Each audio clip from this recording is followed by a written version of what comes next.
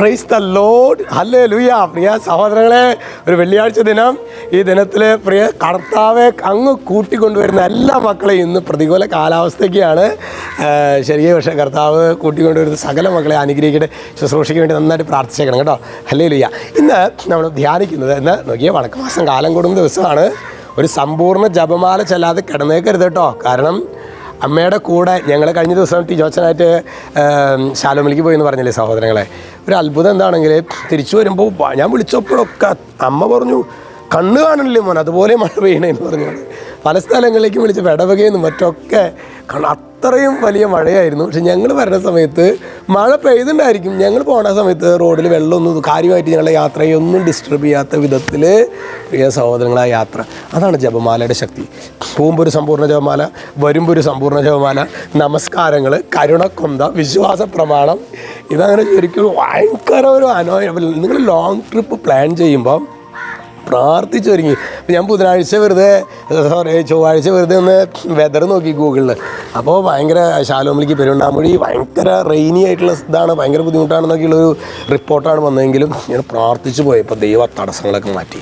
അതാണ് അമ്മ. അപ്പോൾ ഇന്നേ ദിവസം സമ്പൂർണ്ണ ജപമാല ചെയ്യാൻ മറന്നേക്കരുത്. പ്രത്യേകിച്ച് നമ്മുടെ മക്കൾക്കൊക്കെ അവർക്ക് പഠിക്കണമെന്നില്ല, പ്രാർത്ഥിക്കണമെന്നില്ല. അപ്പോൾ അമ്മമാരൊക്കെ ശരിക്കും സമ്പൂർണ്ണ ജപമാല മുട്ടുമ്പോൾ നിന്ന് ചെല്ലാൻ പരിശ്രമിക്കുക. കാരണം വലിയ വിടുതൽ നൽകും കേട്ടോ. ഹല്ലേലൂയ.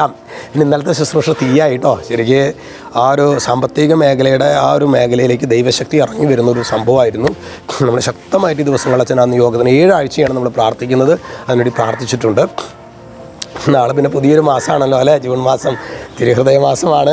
ഇനി മാതാവിൻ്റെ വണക്കമാസം ചെല്ലാത്തവരെ പോയി, ഇനി തിരുഹൃദയ വണക്കമാസം നാളെ തുടങ്ങി. പുസ്തകം ഇല്ലെങ്കിൽ ഇന്ന് തന്നെ പോയിട്ട് മേടിച്ചേക്കണം കേട്ടോ. ഇന്ന് നമ്മൾ ധ്യാനിക്കുന്നത് നമ്മുടെ ജെറമിയായുടെ പ്രവചനം 2:19.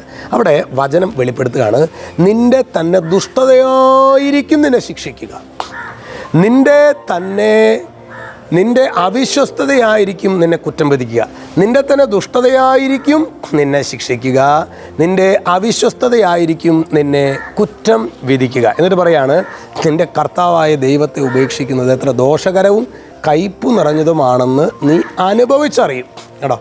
നിൻ്റെ ദൈവമായ കർത്താവിനെ ഉപേക്ഷിക്കുന്നത് ദോഷകരവും കയ്പു നിറഞ്ഞതും, എത്ര ദോഷകരവും കയ്പു നിറഞ്ഞതുമാണെന്ന് നീ അനുഭവിച്ചറിയും. പ്രിയ സഹോദരങ്ങളെ, നമ്മുടെ ജീവിതത്തിൽ നിന്ന് നമ്മൾ ആരെയും കുറ്റം വിധിക്കേണ്ട കാര്യമില്ല. നമ്മളിലേക്കൊന്ന് തിരിഞ്ഞു നോക്കിയാൽ മതിയില്ലേ.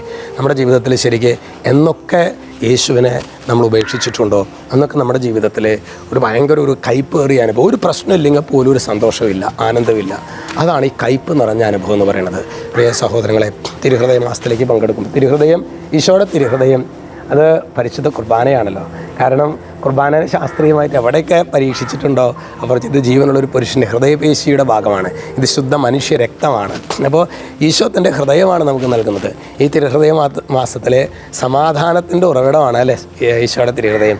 നമുക്ക് എല്ലാ ദിവസവും നന്നായിട്ട് കുമ്പസാരിച്ചൊരുങ്ങി പരിശുദ്ധ കുർബാനയിൽ പങ്കെടുത്ത് പ്രാർത്ഥിക്കാം. അത് ശനിയാഴ്ചയാണ്. ഈ നാളെ ശനിയാഴ്ച ജൂൺ മാസം 1 നമ്മൾ പ്രവേശിക്കുമ്പോൾ 30-31 ദിവസങ്ങൾ അതിശക്തമായ വിധത്തിൽ കൃപയുടെ ദിനങ്ങളാക്കിയിരുന്നു.